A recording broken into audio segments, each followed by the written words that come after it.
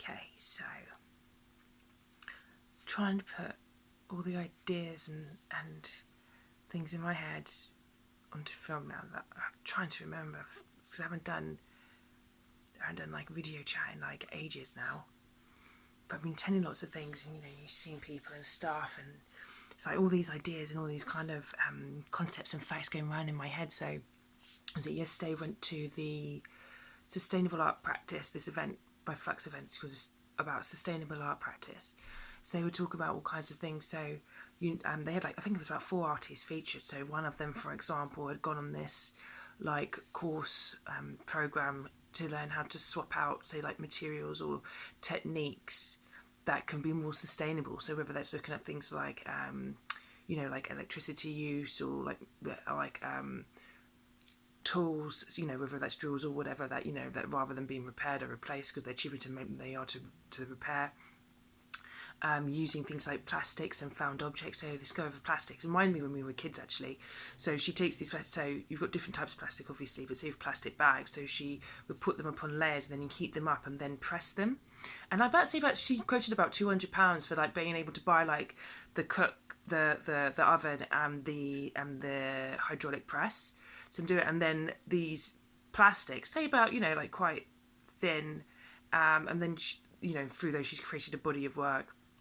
And she's, from all the research she's done, she's kept that and she's put that online as well so people can access it, which is something I'm seeing more and more, and I really, really respect about people, is sharing information, their knowledge, research freely. Do you know what I mean? That's a really massive thing. Not trying kind of hold on to your research in your area and try and keep that knowledge to yourself, because I can be quite territorial about what's in my head if I'm honest about it. But so that was fascinating. Another guy was working with found objects and stuff, and made this seem like whole kind of cities and things and creatures and robots that gives these stories to. An amazing storyteller, actually, this Polish artist.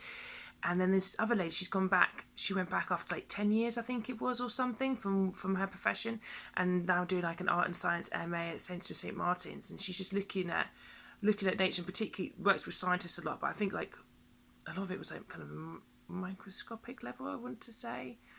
But basically kind of looking at, she was saying with or without us, nature will find ways to evolve. So looking at evolution as almost like a creative process, and whether we wish to be a part of that or not really. So, she's kind of talking about it's new natures being formed, or new natures, I think it was, that, being formed. What are the new creations that nature will evolve in reactions to us, in spite of us, what's happening to us. And I mean, her work was really, really, the concept behind was really, really fascinating, because there's a lot of the things that are coming in my mind for the next project going forward after I've finished this exhibition and book.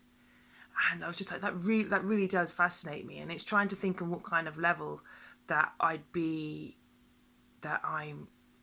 interested in, because it's on so many levels now, from the ecology and the kind of relationships, whether that's globally or between people and places, communities, environments, nature and stuff, or whether you're looking at specific creatures. I mean, nature always seems to be able to weaponize itself, or do so many different kind of permutations, obviously, but it's kind of more than that. Sentience itself is changing, and I think for this lady anyway, I mean, that was a key thing. I think her overarching kind of interest that her practice takes is what is this? To me, I read it as kind of, what is sentience, the level of sentience. So when you're having these new technologies and applications and robotics and things coming in,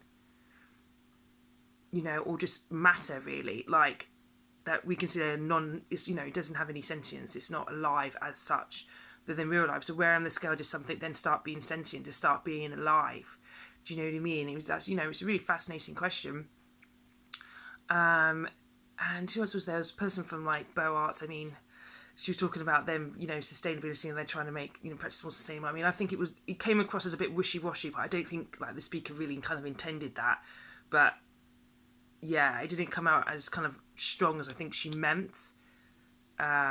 But I think, reading between lines, you can see what she kind of meant. Like when they've asked artists, like, oh, because of work and time and different things. And it's like, well, but then she's talking about, like, United Nations 2020 goals. And it's like, look, it's either the one or the other. You can't really be wishy-washy about these things, especially when there's such tight time constrictions. But it was a fascinating discourse, really. But for my interest coming from working with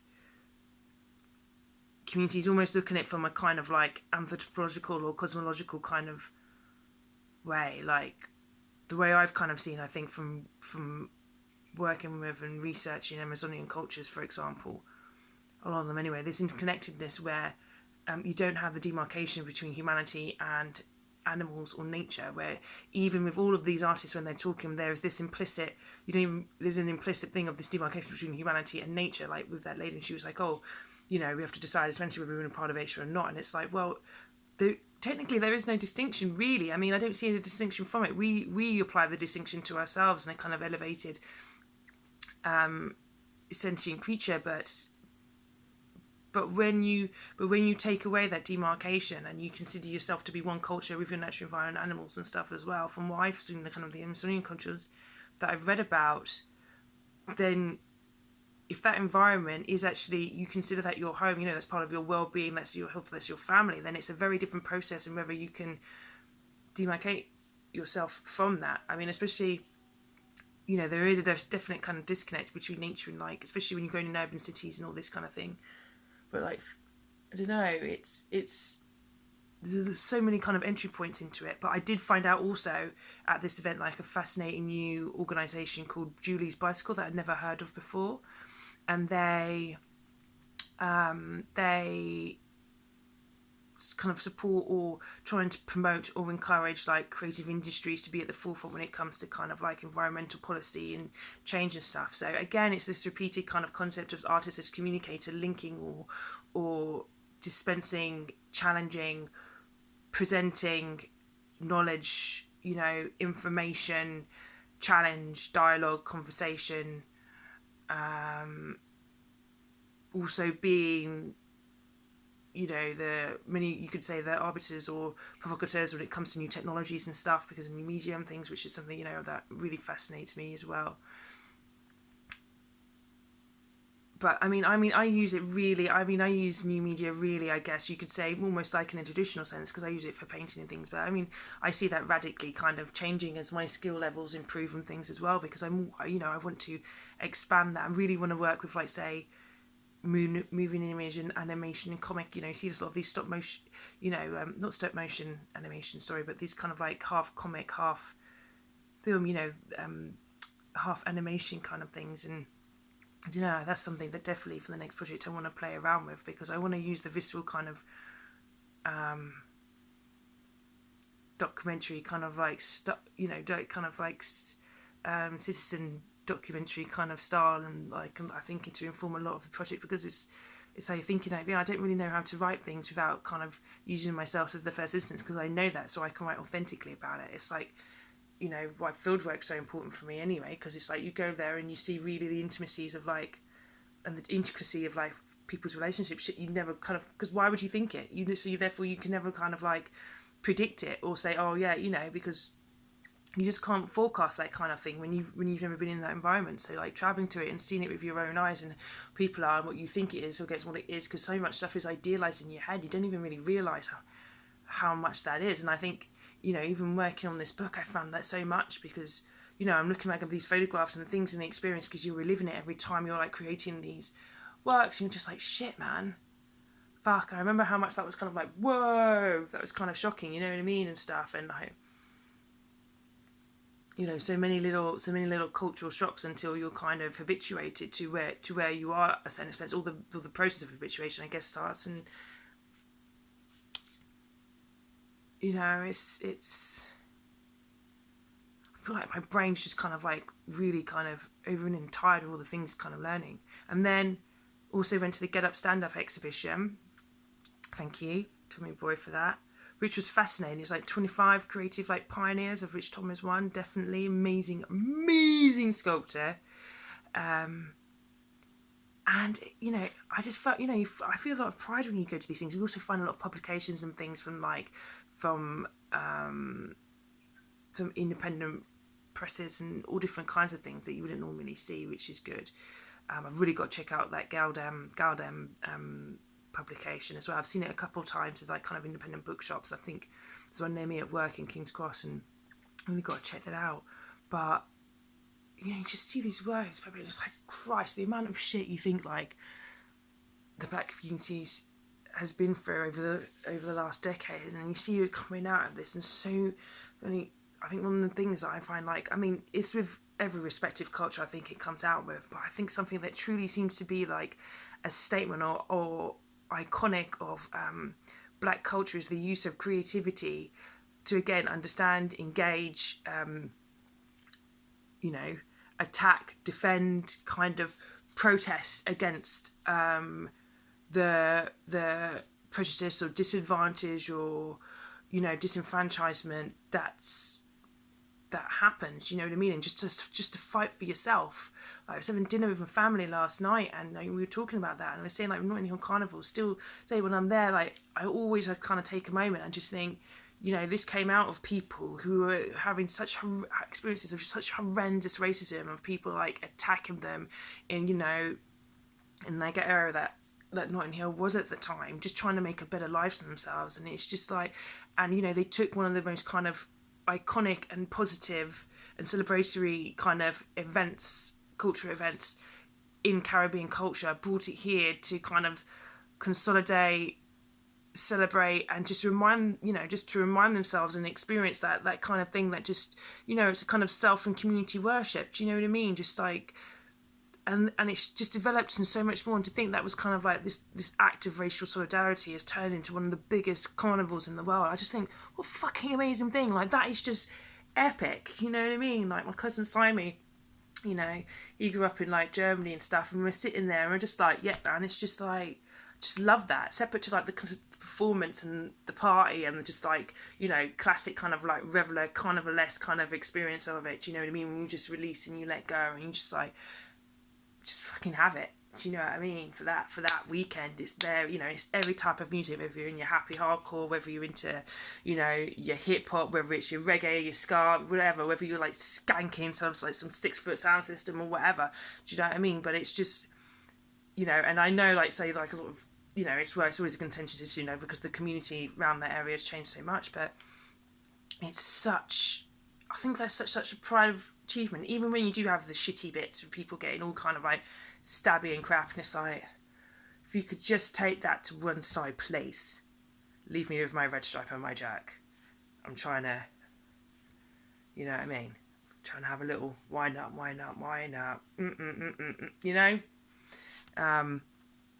and whether you do that there, whether you do it in the Caribbean, it's just like one of my dreams on the bucket list has to go to Trinity Carnival. Have to do Trinity Carnival. That's the home of the home in the Caribbean. Do you know what I mean? Like, Brazilian Carnival, that's one thing. That's completely different animal, entity, whatever. Trinity Carnival, down, dirty, amazing, like, carnival experience. And I've never heard anything bad about it, really. You know what I mean? Just like, jump up all night, all day. I mean, I probably would need some like at least a week of downtime to recover from that, because I'm not getting any younger. Do you know what I mean? Still so much more messy, but not getting any younger, so recovery time is twice as long, probably because you get on twice as bad, arguably. You know what I mean? But yeah, and I just, so much of this kind of like exploration, and then like, so I just missed out on this event, which I'm really gutted about, that Julie's Bicycle are doing, and they're looking at kind of this next event. I think it's on like environmental kind of like how people of colour are approaching and promoting and are avatars and activists and agents for against or for, or not for climate change, but to attack the issues of like climate change and the environmental crisis and things that are going on. And it's sold out, and I'm hoping they do more tickets, because I put myself on the wait list. Probably won't, but they're doing a live stream. I'll watch that. Do you know what I mean? But it's just like so rare that you see those kind of events where people of colour actually kind of put forward like that. And sometimes you feel like, or maybe it's just me, trying to get out there as much as you can and stuff. But sometimes you kind of feel like you're not the only one. That's not the right word saying, but it's so many things out there, but at the same time, you know, it's also finding them because there's so many things out there, so you just get lost in the kind of like, you know, battery of like knowledge and creativity and events. And that's, you know, that's one of the things about London. It's just like, whoa, you know, if you're bored, like, that's on you a little bit. Do you know what I mean? Because it's like, I know it's like just so like, just the mass of people and speed and everything is, you know, it is overwhelming over a period of time, and I completely get when people say that. But whether you come out of London and you go in or whatever, I mean, there's always those kind of so many different kind of cultures and cultural events and movements and music and all these different kinds of things, that there's never something that you can't find that you can get into. So, you know, although it, you know, it's not cheap, although I'm finding Eventbrite is amazing for finding, like, you know, if you're in a budget to be able to attend events, you know, because a lot of stuff's really expensive and I can't afford it, fair enough, but, you know, I always if I keep searching, find something that's either free or like £10-15, you know, that, you know, I can get tickets for and go attend. I've seen just been to some really amazing things, man, and I want to get this book done, I want to get this exhibition done, I want to be able to show my son, like, babe, look, mummy's book, you know what I mean, scribble in? No, you can't scribble in it, took mummy a long time to do this, you know, and like in his tiny, you know, in his small lovely little brain to experience something that mum's done, for better or worse, whether people like it, whether they don't like it, there's nothing I can do about that. I can just try and work my arse off as much as possible to get it to where it needs to be. And it scares me the amount of work I have to do in this time and trying to manage it all and stuff. It really scares me, actually. It really scares me. But I'm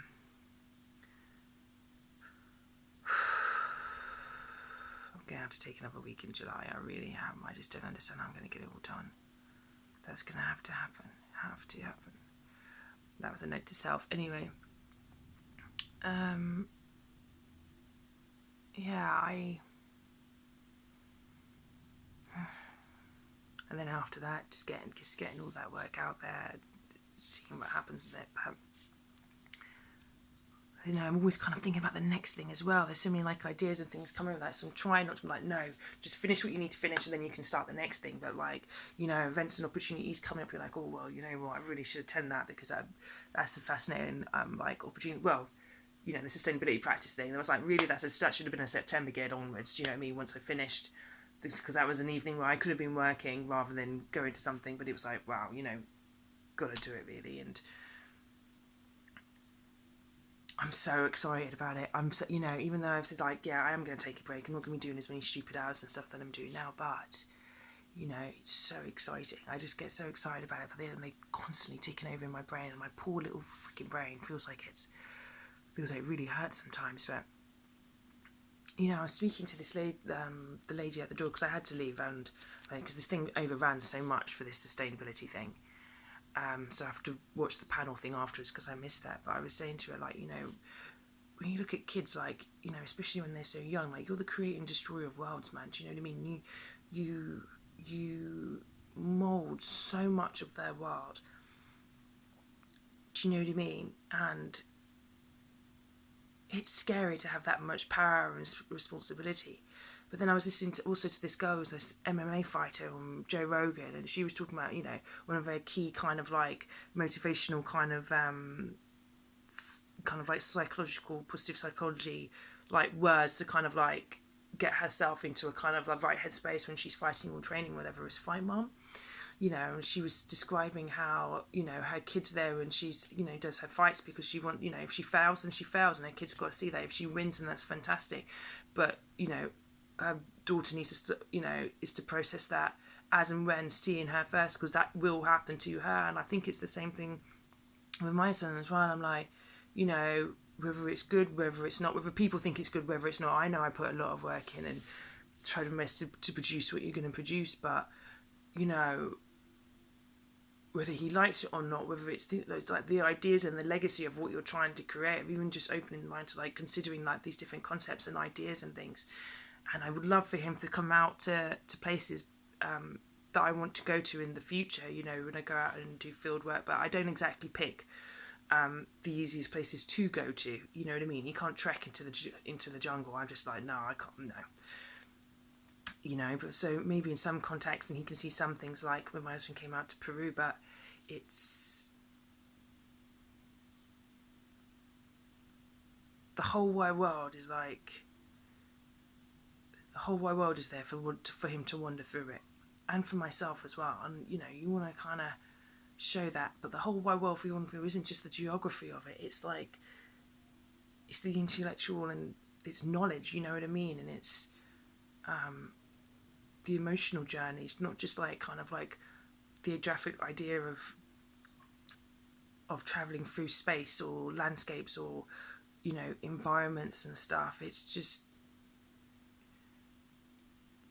I don't know, like, it's like when you look into the sky, do you know what I mean? And the stars are thousands of miles away, and sometimes it just feels like the world is kind of limitless in that way, in terms of which you're trying to negotiate and understand and learn these things, and the complexity of things. It's like the more I look into things, the deeper the complexity in so many ways. It's so, you know, maybe, you know, the tendency to be reductive is for a reason, because it's so much more fucking easier to contend with things when things are reduced to the kind of base denominator, because the density of people's relationships, challenges, issues, what you're trying to negotiate, understand, is just, it's limitless, really. And even, you know, even with Josh and stuff, when you're trying to, you know, I always think, Christ, what are all these kind of things I'm trying to teach him? What am I trying to do? What am I trying to show? Do you know what I mean? But ultimately have fun with, for him to do. You know, it's so...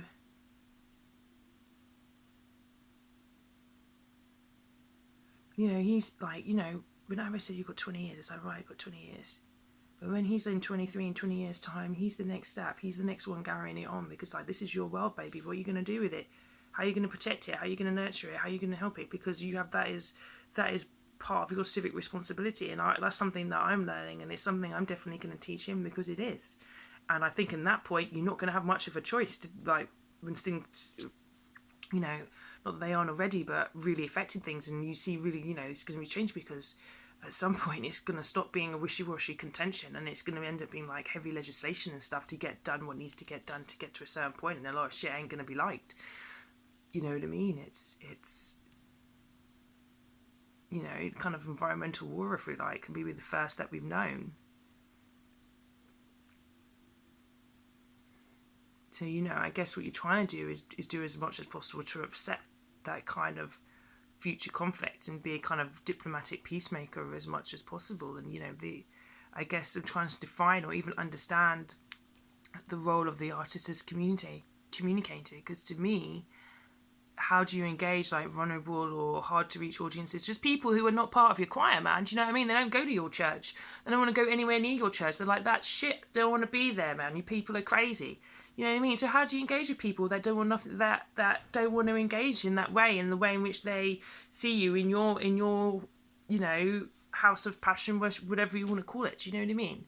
And to me, I think the best way I've seen that is you just like, oh man, you don't have to come out too, but why don't I come outside and like chat with you and see who you are and stuff. Let's just go down the road and go for a drink or go for a coffee or sit down and chat somewhere, and you get to know people.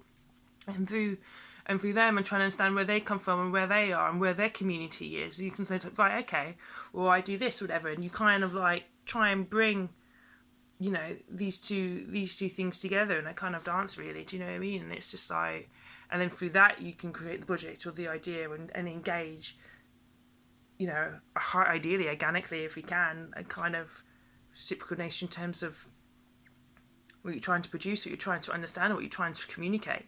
Even just the endeavour and the journey of just like of getting to that point and what comes out of it, whether it's successful or whether it isn't. Do you know what I mean? I